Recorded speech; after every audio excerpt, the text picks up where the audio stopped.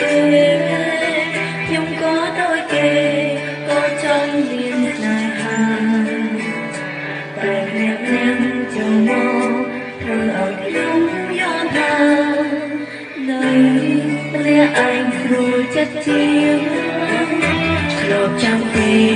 ត្រឡប់មករកខ្ញុំទោះខ្ញុំអារម្មណ៍សង្ឃឹមតែក៏មាន